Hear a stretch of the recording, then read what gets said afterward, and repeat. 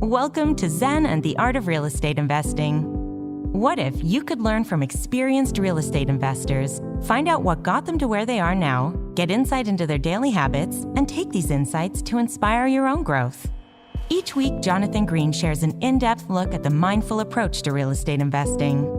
Jonathan is a real estate investor, advisor, and coach, as well as the founder of Streamlined Properties and the team leader of Streamlined Properties on Market, brokered by eXp Realty.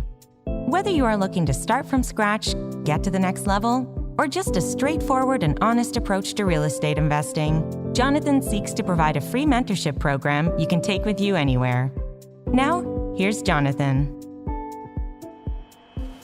Welcome back to another week of Zen and the Art of Real Estate Investing. I just want to tell you honestly, I really appreciate you listening to this show.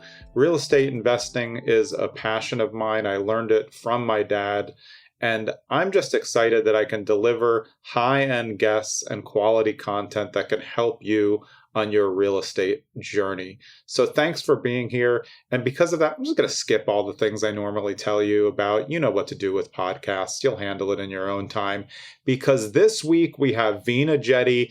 I'm sure that you know her, but if you don't know her, she runs Vive Funds and she is an absolute boss. We're going to be talking about how she and her funds now, all the way from the beginning to here, how they carefully curate high-quality real estate investments at scale. We need to get to the show right now. Let's go. This is episode 70 of Zen and the Art of Real Estate Investing with my guest, Veena Jetti. Veena is the founding partner of Vive Funds, a unique commercial real estate firm specializing in curating conservative opportunities for investors. She has over a decade of real estate experience and over $1 billion in real estate assets through her career. Veena, welcome to the show. Hello. Thank you for having me. I'm excited to be here. Yeah, me too. I always like to start here. When you were younger, did you have any interest in real estate at all?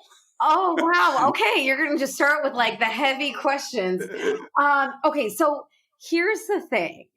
I want to say no, because I really thought it was kind of boring, but I come from a real estate family. So I don't know that I had a choice to like be interested or not, because I was just around it all the time. Yeah. Do you feel like you were trying to resist it so much because it was so much a part of it? Yeah, definitely. Yes. When I graduated from college, I got my degree in finance, and my mom, who is the one that started our family's investment company, was like, hey, now you can come like work for the family business. And I was like, I'm an adult with a degree, so I'm going to do something totally on my own and different. And then I went and worked in corporate real estate. So I just made a lot of money for someone else instead. Yeah, right. Well, so at what point did it kind of crystallize like, hey, I should make that money for myself? The first year that I paid taxes as a married person, my husband and I got married in 2012, and we paid taxes, and I was like, what just happened? And I called my mom and I was like, Mom, what do we do? And she's like, quit your job and be a full-time real estate professional and be a professional investor. It's the biggest tax hack of all time. And I was like, okay, that sounds reasonable. So I quit my job and here I am. Yes. So, well, what kind of real estate was your family into when you were growing up? So my parents did all residential. So I'm the first in my family to actually do multifamily at all. Interesting. Yeah. They are single family rentals, like one at a time? Yeah. So they would buy like several at a time. And this was back in the heydays of real estate, right? Like before the 2007, 2008 crash. Yeah. And my mom was telling me, first of all, their first investment properties were like in the late 80s, early 90s, and interest rates were like 16% or something ridiculous. Yeah. And then she was telling me that they would have like their stated income on their applications, which is what led to the 07-08 crash. And so when my parents had applied for a loan for a primary house, the bank was like, okay, we'll give you $2 million. And my parents, I can't remember if it was 2 million or a million, something like that, 7 figures. Yeah. And my parents were like, I think you made an error in the calculation because my dad wasn't making that much money. I think he was making at the time, maybe it was like $60,000. You can't support a $2 million loan or even $1 million loan on that. So my mom was like, I think there's an error. They're like, no, it's fine. We'll give you 110% of the value because there would be like a redecoration budget in there. And she was like, well, do I have to spend all of it on one house or can I buy like more than one house? They're like, no, you can buy as many houses as you want.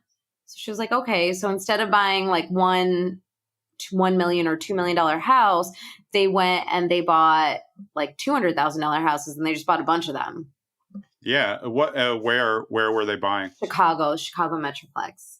Oh yeah. I mean, and the scale of growth from there, from the 80s to now is crazy. Yeah. They were all in Naperville. Oh, wow. So and that's where I grew up. So it was easy for her to manage them while she was there. And now we've completely divested out of the Chicago markets. And now they're just completely passive in my funds instead.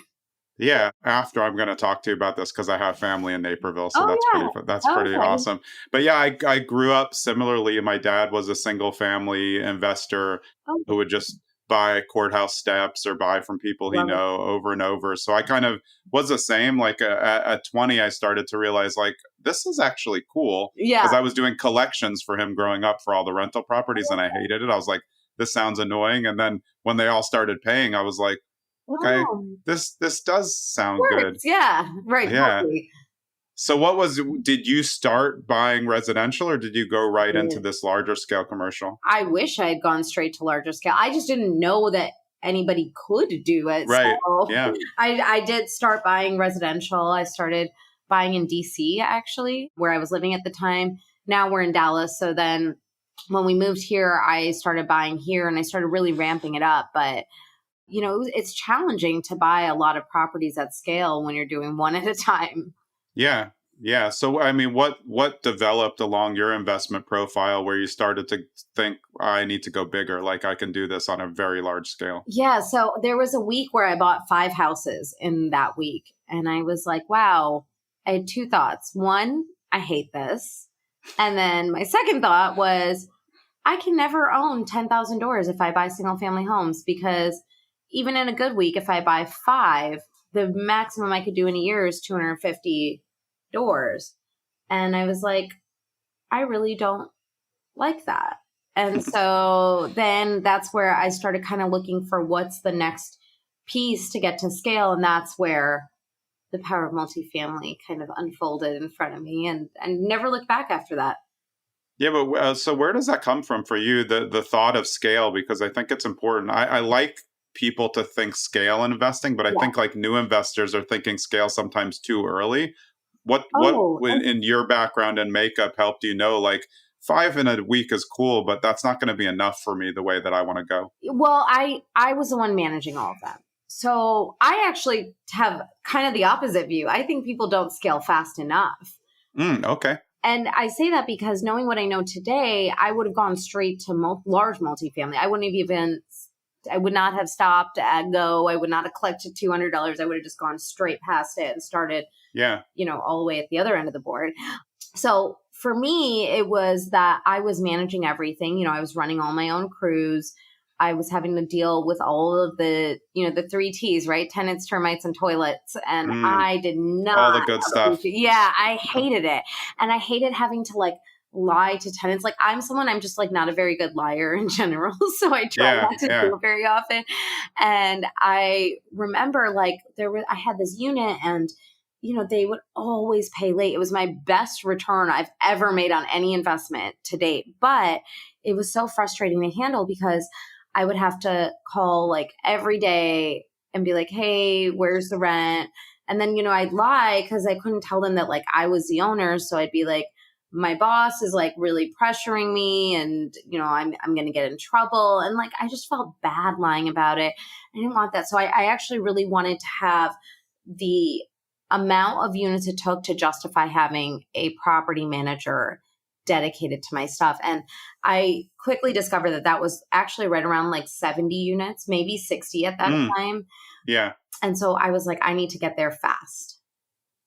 Yeah, that makes sense for what we were saying about Yeah. the who should scale and when. I just worry like people get into the wrong property management. I think you have to have like a mindset for growth and understand like, okay, I still need to manage a property manager, but if I hire a really good one, like I can do more. Yeah, and that's the thing is like knowing where you want to go. So I'm a really big fan when like setting goals to start at the target and then work backward from there. So like if you want to be worth $10 million in 10 years, what's the plan to get there? Where do you have to be in 5 years? Where do you have to be in 3 years, 2 years, 1 year, 6 months, and working that backward so that you have an idea. Like the destination can be whatever it is, but then you need a plan to get there. Yeah. What was your funding source for those first deals? Like, how were you getting that part done? Because that's, I think, where a lot of people trying to figure out funding to begin and then also funding to scale. Yeah. So I raised capital from investors for my first deal. It was the hardest 6 weeks of my life, probably. I like cried myself to sleep every single day because nobody wanted to invest with me. I was my first time taking in investor capital. I didn't even know you could do that. So that was actually really a challenging time, but that was how I raised the capital, or that's how I funded the first deals. I raised the capital. So, I mean, when you weren't getting funding, what changed in your mindset or in your presentation that helped you start to get the funding for the first project? Oh, that's a good question. I feel like nothing. I literally Kept doing it. Every night I would like quit, and then the next morning I'd wake up and do it again. Yeah, that's it. And I mean, Yeah. I think that's it. Like in all parts of real estate, people are like, hey, I'm going to start cold calling a list. They call 3, people tell them I'm not interested. And then they're like, oh, real estate investing sucks. And look, it's much easier to quit than it is to keep going. So yeah.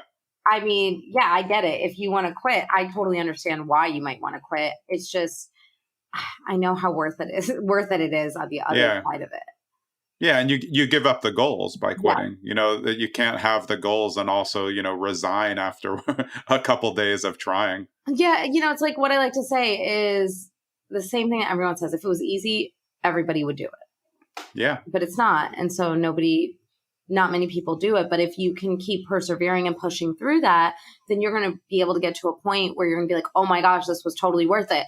And then what happens, at least if you're like me, is you like go on to the next like bigger and harder level or phase of your life. And then you're like, what did I get myself into? Why didn't I just stay where I was comfortable? Because, growth happens in discomfort. And I really do believe that. Yeah. So when you made that switch and finally got funding to go bigger, did that at least in the beginning release the part of, oh, I'm going to overdo myself here in the beginning? Yeah, it made me feel like, okay, this was hard, but I did it. And it was like that sense of accomplishment. And then, the next one is not as difficult, not because it's easier, but you're just better. Yeah. And, right now I'm in the middle of that. At that time, that first raise was $1.2 million. Literally every day for 6 weeks, I cried myself to sleep. Now it's been years since I've done dozens of projects since then. And I'm in the middle of a $65 million raise. And like, I laugh about it now because I think back to how hard it was. And now I'm like, I can make a phone call and raise like $5 million in one phone call. And so it's just like so crazy how far things have moved and how far I've come since that day. Yeah, but for new investors and for even seasoned investors who want to scale up, don't you think that's just based on your consistency, your business mindset, and then your relationships that you built where now you can make a phone call to get that. But it's like when people say, oh, I'm an overnight success. Like, yeah. No. All the work that you put in is what got you to be able to do that. Yeah, it's taken me 10 years to become an overnight success, but right, exactly. That's what they say, like, oh, well, she can do it. It's easy. Oh, she has it easy, but no, all the work to get there. What do you think the hardest part is now, being at this level where you have access? What's tough now? I think 2 things for me personally. One is impact is kind of where I'm more interested. So it's actually like less exciting for me to do deals than it was before because, I'm crossing the $1 billion mark this month. The next deal we close will put me over $1 billion in transactions, which I thought was going to feel like really exhilarating and amazing. And I can tell you that it does not feel like the same accomplishment as impact does to me now. And, maybe it's just by virtue of having waited this long, right? Yeah. So I was at a conference last weekend and we were at community camp, and I was listening to someone speak, and he was like, it's the ILI model. Income, first you try to get the income, which I did, and then you try to get the lifestyle, which I did. And then he says you go back to I, which is now impact. And I'm like right at that part of it where I care about that so much that it's like kind of navigating how to do that and what that actually means. And, I feel kind of intimidated because like this is totally uncharted territory for me. I've never gone out with a mission of impact to help other people do this. So that's one. And I think the second thing for me is I still have imposter syndrome. Even after all these deals, it's still a real struggle. And, like people will ask me, especially now as like I'm getting asked to speak on bigger stages and on different podcasts that are like podcasts that I never thought I deserved to be on. Right. And now I'm like on them. They're like asking me back, and I'm like, looking over like, who are they talking to? Right? Like it's that sort of thing. So that's actually, I think, a big challenge for me. And it's funny too, because when I tell people this, they're like, what do you mean you have imposter syndrome? That's so weird. I'm like, I know, but it's real. I think that's helpful though to people who are starting, like that's not going to go away. It's part of what fuels you though, right? It does. Yeah. Cause I don't want to be an imposter. So I'm like constantly trying to be better and learn more. And it's tough, but I think that is the thing that really helps get me, the only way to address imposter syndrome is by acknowledging it. Yeah. I wanted to just go back to the impact part for a second, because I read in your bio that you did a bunch of stuff around Hurricane Harvey. So you had this philanthropic nature. Is now that kind of all coming back into play? Like, wait, you can have it all. You can do the investments, get the income, get the lifestyle, and now deliver even more impact. Yeah, I mean, I think that's just like never really gone away. We were raised with this kind of in our hearts, and now it's really cool because people think like the money is great for like the new bag that you can buy and stuff. And it's like, at first it's really exciting to be able to like go out and spend $10,000 on a bag and not think twice. Like that used to be a quarter of my entire year's salary, right? Like, so it's just getting to that level of accomplishment where you can do that is great. But then what happens is, I think as you get more successful, it just becomes less exciting because you're like, yeah, okay, I can buy that. I've done it. It's not that exciting. What's exciting to me now is being able to utilize money as a tool and use that to help people. So at community camp, for example, we raised $550,000 to help fight child trafficking, human trafficking in like 2 hours in a room full of 300 people. And Tim Ballard, who's the character in Sound of Freedom, it's based on his life. He flew in to speak. And then afterward, I was with him and a couple of other friends, and we were just talking, and he was saying that like, usually it takes a gala, like a formal gala with like celebrities and stuff like that. And then they maybe raise like 100 or 200,000. So he's like, who are you guys? 350 people, and you guys raised more than $500,000 in 2 hours. Like that is unheard of. And we're like, yeah, well, listen, we're business people. Like we all do really well in business, and we're really thankful for what we've been able to accomplish and what we can do together. And, this is an important cause for us as well. So, for me, like that really means a lot.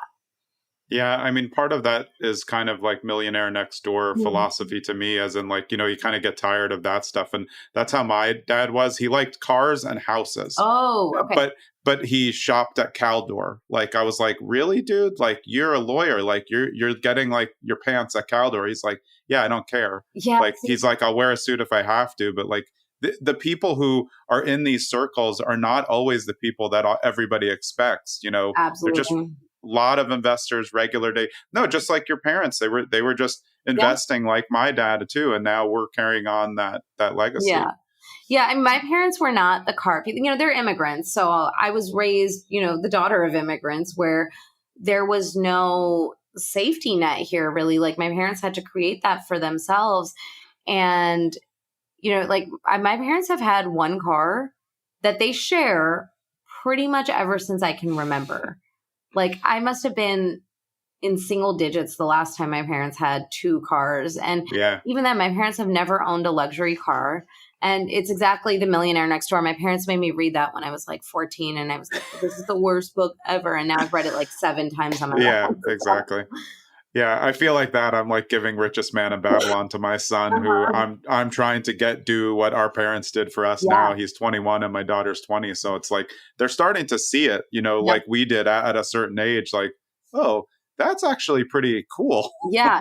So my kids, I have twin 4-year-old daughters. So they're still young, but we don't shy away from talking about money. We don't shy away from talking about investing. Yeah. Like they ask for things and I'm like, okay, do you have any money? And they're like, yeah. I'm like, okay, where is it? They're like, it's in the bank. And I'm like, no, you don't have any money because you're poor. And they're like, well, Mama, you have money. I'm like, yeah, I have money, but I worked really hard for it. So I'm not going to just buy the thing you ask for. So we really do try to instill those concepts of like investing and being smart with money and utilizing it as a tool that it's meant to be. Yeah. So, I mean, like for new investors, if you're speaking at a conference or something and there's new investors who want to figure out how to like get this going, what's one piece of advice you would give them to like get it going, like to start? Yeah, I think it can be intimidating and overwhelming. And if you feel that way in the beginning, like settle right in because this is normal. You're right where you should be. I do a lot of like free Zoom calls because it's important to me that this standard is really high in the industry. And so like in my first, you can join my Facebook group, which is Mastering Multifamily with Veena Jetti. It's free to join. You just answer whatever the questions are and it'll automatically enroll you. But we do a lot of like really fun activities, events, community building. I do about once a week Zoom calls there that anybody can join live. The first 100 people get in for free. And then that would be the best place to start because it'll start breaking down some of the fear around the unknown because there's a lot of beginners, a lot of new people. You'll feel comfortable there. And it's a safe space to ask your questions. Yeah. The second thing I say is find partners. This is not something, this is a team sport. This is not something you should go alone. So find the right partners that can help you get to the next phase in your journey. And I think one of the big misconceptions people have is that they'll come to me and they'll be like, I'm just starting and I want to partner with you. What can I do to bring you value? And I'm like, no, like, first of all, when you're asking me what you can do to bring me value, all you're doing is giving me more tasks to start. Oh, exactly. I Exactly. hate that question. Yeah. I much prefer someone goes, hey, I have this skill set. I noticed you need A. Can I provide it for you? Or how can I give that to you? Then that kind of like perks up my ears a little bit. When someone's like, can I add value? Or can I pick your brain? That's the other one that I'm like, no. No, that's like, can I buy you coffee? I'm throw me out a window. I can't. I don't drink coffee and I don't want an open-ended thing because like we're busy. I love what you said. It's exactly what I think. Like if somebody comes to us, we're both thinking the same and says, look, I've done this research, on multifamily and commercial mixed use. I was thinking this and these are the opportunities. What do you think? That's amazing. Totally like, thank you. Can tone. Just answer that as like, hey, what should I do? Yeah. It's that just means you want somebody to tell you something, but we don't know enough to be able to. I don't know. I don't even know what you have. It's such a great point. Yeah, and I feel bad saying no. I don't want to say no. I want to know you. I want to know what you're doing. But when you don't lead with value and you lead with taking, it's just not the energy or the vibe that I want to be surrounding myself with. And I've really worked hard to try to set that tone and culture in our Facebook group. Like you'll see, if you join the group, you'll see that the group is not about me. It's not me posting. Like I know a lot of groups are like the admins like spamming and posting. Like most of the posts are not from any of the admins because people participate in the community and that's important to me. And so it's just like when you're looking for partners, don't come to me and tell me you've never done a deal before and you want to partner with me. It's not going to be valuable for me. Even if you give me 99% of the deal, it's not going to be worth it. Yeah, I would rather buy it without anybody and then just operate it without having to answer to any other partner. So when you're looking for partners, look for partners that are like 1 or 2 steps ahead of you because they'll have enough experience, but they'll still need your help and your skill set and they'll be able to pull you forward. And then once you've taken those few steps forward, turn around and pull the next person ashore. Like we got to keep paying it forward. And, someone helped me once. I've helped other people come into deals. And like now it's just hard because for me to really do a deal with somebody, they just have to have so much experience that it makes sense. Yeah. Which is tough to do. But, I had somebody in our Facebook group that approached me, and it was a group of 3 guys who approached me, and they were like, Veena, we have a deal we're looking at. We want you to partner with us on it. It's $12 million. It's way smaller than anything you would ever touch. And it's not in your buy box. It's not in your location, but the numbers really work. We're going to do all of the work, and we're going to give you 51% of the deal so you can control it. And all we want from you is every other week, we want you to get on a 1-hour phone call with us. And I was like, okay, it's still not worth my time to do it, right? Because it's a $12 million deal. It's not in my buy box. It's going to take a lot of mental gymnastics for me to do this. But the fact that they led with so much value, and they were trying to show me that they valued me and my partnership, and they were going to give me 51% of a deal that they were going to do all the work for. I was like, these are people that will be successful, and these are people that I want to hitch my wagon to. Yeah. So I told them yes. And then on like the second call with them, I was like, guys, listen, I appreciate that you guys are going to give me 51% of the deal. And like, really that shows me a lot about what your long-term thinking is and like who you are. But it's not really a fair split. And so we'll be renegotiating this. And I mean, I wasn't really in negotiation because at first I think they were like, oh, she's going to want more. And I was like, no, it wouldn't be right for you to do all of this work and then for me to take this much of it. So we'll renegotiate. And like I said, I say renegotiate, but really what I meant was I'm just going to come down in my equity allocation, but I have to think of like a fair way to do it. But it's because I've seen what they've done. I've seen their work ethic. I want to be partners with them, and I want to be a good partner too. And if I take 51%, they're always going to remember me as the partner that did that when they were at a time of need. And instead, I'd rather be going into a $100 million deal with them in the near future, which I'm sure they will be going into. And then they're going to be like, hey, Veena, we want to partner with you. And I'll be like, okay, amazing. And they're going to be fair to me because they remembered that I was fair to them. Yeah, those are great points. And one thing I would say is people maybe want to do deals with you, but then they hop into the Facebook group and it's likely they're going to find other people just 100%. Like them in the group. Partnerships inside these real life meetups and groups 100%. Are where all the magic happens 100%. Because you're finding all the like-minded people. I was saying to someone the other day, like, I've been investing my whole life, 30 years. And then like 10 years ago, I was like, someone said like, hey, have you ever been on Bigger Pockets? And I was like, what the hell is this? These are all the people that like I wanted to talk to. Now they're all here. Yeah. And that's how I feel about these Facebook groups that are really, like you said, not spam cycles. Yeah. Like, wow, wait, all these people are here just like me. So you can find partnerships. Do you find that there's people inside there making those relationships as well? Oh, I have, right. And at the moment, there's probably at least 10 different groups that one have met in the Facebook group. And 2, they're in the middle of a transaction together. There's 2 of the community leaders that we have, Liz and Jared, they're married in Houston, and they came on a cruise. It was kind of an accidental cruise that we all ended up on, but whatever, we all ended up on this cruise. And that sounds great. Yeah, right. Yeah, it's not the worst thing that could have happened. But there was another couple there, Risto and Christina, who are also active in the group. And both the couples met, and Risto and Christina had a deal in Houston that was like a pretty big deal, over 700 units, and asked me if I would look at it. And I said, Houston's just not in our buy market or buy box. It's like, but the numbers really work. I was like, I totally get it. It's just not the deal for us. And now they're partnered, and they have a couple of other partners, and they're working on this deal together, like a 700 unit deal. It's crazy to see that kind of movement.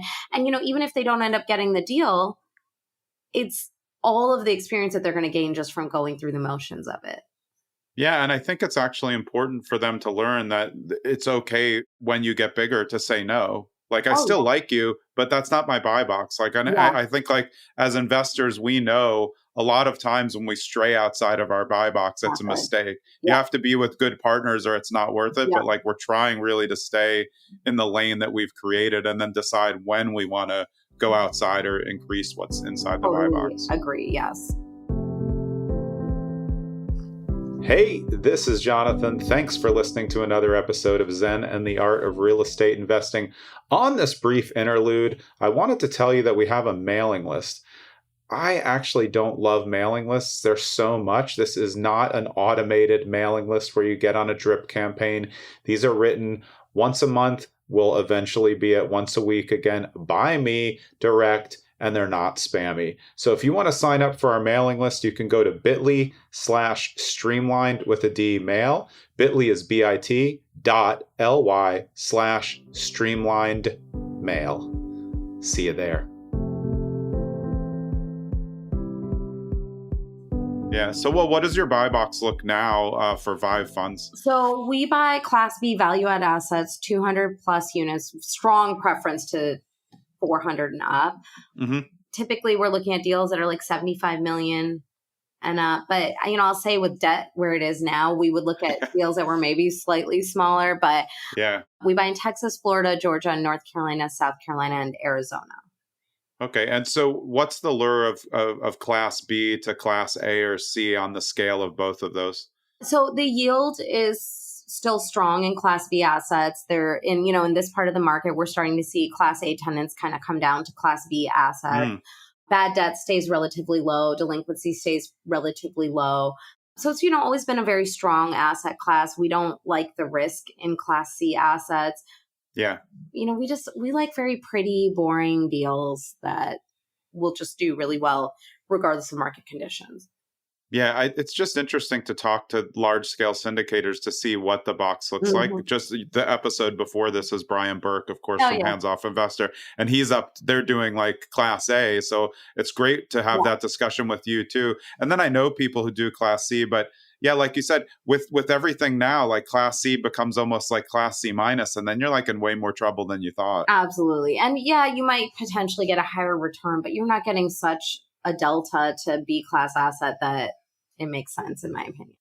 Yeah. And I think you can even transition and look at what large scale A, B, C, D looks like. And you can boil it down to A, B, C, D and just your, like where you started, which is just like original multifamily. Yeah. It can, like you said, a little bit more risk, maybe higher yield, but way more problems in management. Yeah.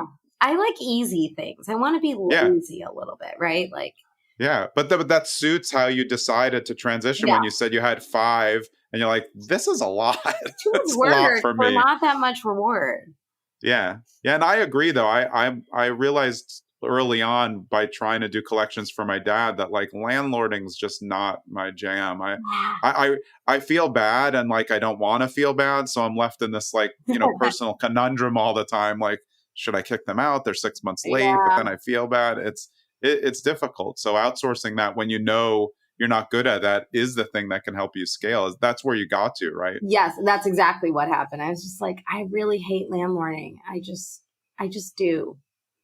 I don't want to do it ever. So on large scale multifamily now, with a lot of people I've talked to, Jay Scott, Ashley Wilson, we've all been talking about the raise in insurance right now, especially in the South. Is that a big issue for you when you're, Florida, Carolinas? Insurance has gone up in those areas where there are a little bit more potential for environmental weather disasters.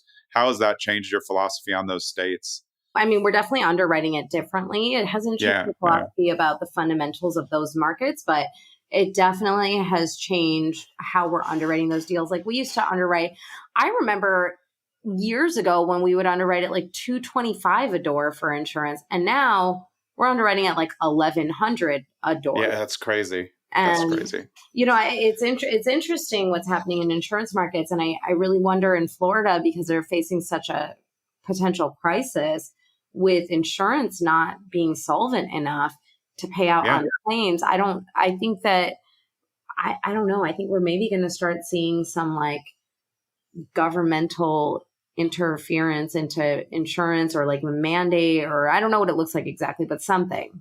Yeah. Yeah, I agree. There's definitely something that there's a problem, especially with Florida right now, that I think the problem is when you see that there's going to be a problem, it also means like, oh, wait, okay, there may be deals coming for us. And you're like hedging the future potential of deals versus the future potential of insurance all together, or some people.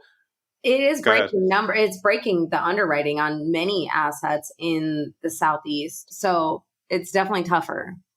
Yeah, it's going to be interesting to see how that plays out, along with all the commercial debt that's due and what people are going to do. Is that something that's interesting for you if you're looking at big deals, if that people are going to get called on that large scale commercial debt, if they have arms or things like that? Is that a potential asset base that you would look into? Yeah, definitely. I think for me, though, it's actually a little bit more scary because I think a lot of investors are going to get hurt along the way. And when an investor, a passive investor, gets hurt or loses money, they're never investing ever again. And I think it makes it harder for people like me to be able to go out and raise capital. Yeah. Yeah, that's a great point. There are LPs who are, maybe they didn't choose the right operator, or maybe it was just a, time issue, potential market, but it will make it harder for them to choose to do it again because they feel like the industry as a whole failed them. Exactly. And I think that's the problem is in the last few years, we've seen a lot of mom and pops just pop up and do this part-time. And I don't know if you were in real estate in 07, 08, so you'll probably remember this, but yes. I remember getting reading stories about the hairdresser that's advising on real estate investing and strippers advising on real estate investing. And now I'm in the last few years, I remember thinking wow, my Uber driver is giving me advice on how to buy real estate. We're probably near the top of a market right now. Yeah. It's partly pushed out because of social media too, where everybody can become a real estate influencer, and it's hard for new investors to figure out is this flash? Is this all flash or is it real? Yes, that's so true. And it's especially with AI too. It's even more terrifying because you can get all the information, you can put it out there as if you have experience when you don't really have experience. Yeah, but that's why I love doing stuff like this. Podcasts, I think, are great for real estate investors because if you can listen to somebody for an hour, you will know whether they're BS or not. True. I mean, you can just tell. Yeah. And it's a medium that wasn't out there. Like when I was a kid, when my dad was investing, there was no internet. Yeah. People used to get the tapes, whatever, Carlton Sheets or one of those things. And that's how a lot of people learned. The Matthew. So it's interesting. Yeah. But it's interesting to see. I mean, it's cool that we have all this information available, but there's also, a potential error rate in there as well. Yeah. Two sides to every coin. Yeah. Well, so, I mean, with a market like this, for a big fund, is your buy box changing or is it stagnant? When the market, we're recording on August 3rd of 2023. No, it doesn't change. It doesn't change necessarily. Really what changes is our strategy. Our investor expectation, our return expectations are obviously lower than they were 3, 4, 5 years ago. In today's market, we're really looking to get more solid assets that can generate a tax efficient yield. And really, we think of ourselves as a hedge to a stock market, which is tax efficient, not just being invested in real estate and making a bunch of money. Sure, that's great too. But if you're looking at where you can place money right now, real estate still has income producing real estate has some of the best yield and is an inflationary hedge. Yeah. And I've always said, I think it's for people who have never invested in real estate, when they transition from either stocks or bonds or something kind of, like that to real estate's tangible. Mm-hmm. Even if they're investing as an LP, they're going to get the prospectus, they're going to get the reports, and they're like, this exists. These 500 units exist somewhere. Right. There's people living in them paying us money. That to me, I think gives another level of comfort for new investors. Do you agree with that? I totally agree with that. Yeah. I've seen people who are very stock friendly really start to understand that real estate on their own, they can go see it and use it, and there's land under it. Yeah. And, there's a finite amount of land. They haven't colonized Mars yet. So there's not that many places to go. Yeah, especially I live in New Jersey. I think it's the densest state in the United States. There's houses everywhere, and people are like, "Oh, there's no houses." I'm like, "No, there's houses everywhere. People just aren't selling. Relax. It's available." Yeah. Do you do anything besides large scale multifamily? At Vive, no. Personally, our trust invests. I was actually just making a list the other day of all the things we've invested into the last few years. So we bought some interesting stuff. I bought a Hilton last year. I bought, what did I buy? Oh, I bought industrial this year, which I'd never bought before. I bought into a short-term rental business. I own assisted living. I own restaurants. I own businesses. I bought like a movie production studio. I don't know, in Georgia. I bought it like years ago. And then in COVID, it just exploded. And we basically like tripled our money. And so it's been like that was a crazy investment that I did not expect to have. Oh, and I do still accidentally buy single family homes every now and then. I try not to, but somehow I still have them. So, there's those. Yeah, but I bought land, like a tax credit land project. I'm actually in the process of buying another land deal out in Phoenix, which is like a bajillion acres in Phoenix that has water easement, right? So that'll be interesting to see what happens there. Yeah. How are you managing all of this? Because you have Vive, which obviously has a management structure, but how are you managing this stuff that's, personal and in the trust end? Because it's a lot of different assets, Yeah, no. I'm a non-operational partner in all of those. So I have partners that know and understand these specific asset classes, and then I go and I partner with them. And so I'm getting the fruits of their labor, and I'm leveraging their expertise and their time and their ability to go out and generate more income. Are there any of those in that group of assets that you just talked about that you think is like something that might be on the rise for kind of seasoned investors? Gosh, I hate to like even say this because I know enough to be like very dangerous in all of these asset classes. The only one I really truly know inside now is multifamily at this point. And like I bought crypto and lost a bunch of money there. So, I've made bad investments too. Don't get me wrong. I had another tech company I invested into, and it was an angel investment, and I am pretty sure we're going to lose all of that money. So, it depends on your risk tolerance, really. I think that, we're kind of in the age of like baby boomers starting to age into assisted living. So I think that that's like a very solid asset class. Oh, I bought a self-storage fund last year, and that self-storage fund is doing really well. So I think self-storage is also really good buy. Right now, I'm really interested in buying businesses that are like service-based businesses right now.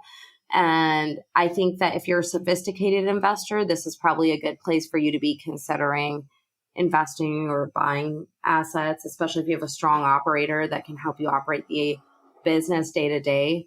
I'm excited about that asset class. Yeah, I really think businesses they're a great ancillary to real estate investment as well. I mean, especially if you look at with all what we were talking about with Florida and environmental, like the kind of like environment reconstruction assets are really good. Those companies like ServPro and stuff, because that's not going away. It's not. So I'm always looking at ancillary franchising because I think that's a great pair with real estate.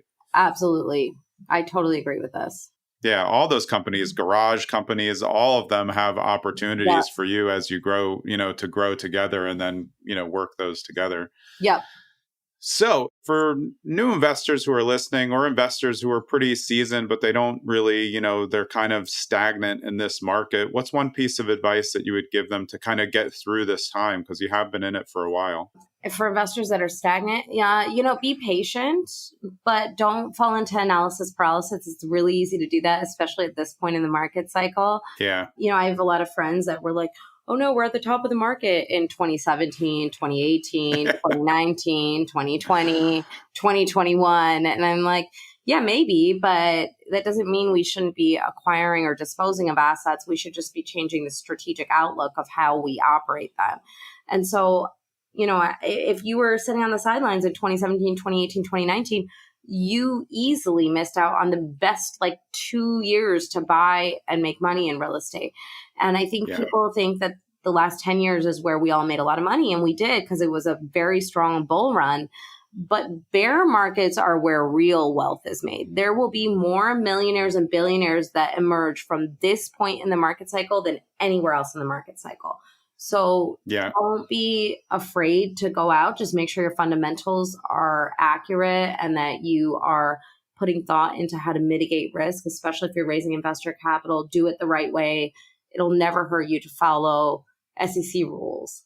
That's a great point. Whenever somebody says in any context, like I'm waiting for a market turn of any kind, I don't even look at that. I don't look at the national news. I'm just focused on like what works for me. So sometimes I'm waiting more, but I'm doing the research to know, when I want to deploy. Those are really great points. And I think it's very appropriate for right now. Yeah, I think like when people say that to me, I'm almost like, oh, good, you really should, because they're not real investors if they're saying that. And all they're going to do is come in and drive up pricing. And I would rather they sit on the sidelines longer. I'm like, yeah, you should just wait. But because they'll always wait too long. Like you said, they'll wait it out and then they're going to like buy. It's like when people look at, like this is the number one place to buy. I always say Austin because I just do, because I think people are like, oh, I'm going to invest in Austin. I'm like, well, you can still do well there, but like you're like 10 years late. So let's just all be on the same page. But you look at a place like Houston and you're in Dallas, like Houston is a never ending market, but Houston's gigantic. So for people outside of Texas, they don't understand like how big Texas is as a whole, much less these urban hubs. Definitely. And I'm not a big fan of Houston as a market. I think it's not diverse enough in terms of job sectors. And I personally don't like that. It doesn't mean that you shouldn't invest. There are plenty of people have made plenty of money there. It's just not in my personal buy box. Yeah. Okay. Well, as we wrap it up, you brought up one great point. When you're looking at these larger markets, like you said, you invest in about 5 or 6 different like major markets. What types of things are you looking at that make that city or area become a potential option for Vive Funds? Yeah. So we're looking at migration patterns, number one. Number 2, we tend to prefer more landlord-friendly states. 3, we want diversity in job sector. I don't want it to be all oil and gas. I don't want it to be all any one sector or one employer in the area. I want there to be several. I'm also looking for, population growth. I'm looking for income in the area because I want to see that there's solid income that can afford our rent. And especially if we're going to invest into revitalizing the community, I want to make sure that our post-renovated rent is feasible for the 1, 3, and 5 mile radius. I also want to be in assets where, especially now where the debt has a long runway, so I'm not being rushed in and out of an asset and having to fire sale it. And I want good absorption rates in the areas that we're investing in where there's not enough supply to meet the demand. There's not enough new supply coming online. I want to see all of those things when I'm investing.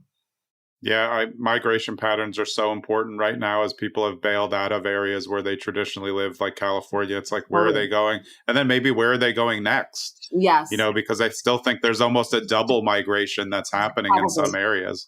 Probably because it's getting really expensive here in Texas. We've had a lot of influx of California cash come in, and it's getting almost unaffordable in some areas. Yeah, I feel like places like Boise and Salt Lake have a little bit of that. Certainly lots of parts of Arizona too. People went west to a little less west, but then they're like, wait, we're still west. It's going to be interesting to see how that all plays out, because Arizona, I think, is just interesting in terms of like the amount of iBuyers that bought there that threw off the market. And that certainly happened in Texas as well. I totally agree. Yeah, well, it's been an absolute pleasure having you on. Where's the best place for people to get in touch with you? Well, if they want me to answer their questions and stuff, I spend way more time in the Facebook group than anybody who's running a business should ever spend in a Facebook group. But I just love it. Like, I love all the people in there. So I do a lot of questions and answers in there, Mastering Multifamily with Veena Jetti. I also am across social media as just Veena Jetti, VEENAJETTI. And, if you're an investor, you want to see our offerings, you can always go to our website, Vive Funds, VIVEFUNDS.com.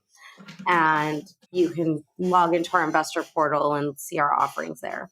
Yeah, awesome. I'm making sure to get that Facebook group into the show notes as well. Oh, amazing. It was great. Yeah, it's great to meet you. I hope to meet you in real life sometime soon. But thanks so much for sharing all your knowledge. I think this has just been an outstanding show. Definitely. Thank you. I appreciate you. All right. That was episode 70 of Zen and the Art of Real Estate Investing with my guest, Veena Jetti of Vive Funds. I'm Jonathan Green. We'll see you next week. I hope you enjoyed that episode of Zen and the Art of Real Estate Investing with me, Jonathan Green. And I just want to remind you, and this is always an uncomfortable part, I don't want you to think that I'm begging for you to like, subscribe, follow, do whatever you have to do for the podcast, leave a 5-star review. But if you like the podcast and you think it adds value in the real estate investing sphere, then just do me a personal favor. Like the podcast, follow it, share it when you can with your friends, and be so kind as to write a 5-star review if you believe it deserves a 5-star review up against what else is out there. I would really appreciate it, and I hope you keep listening.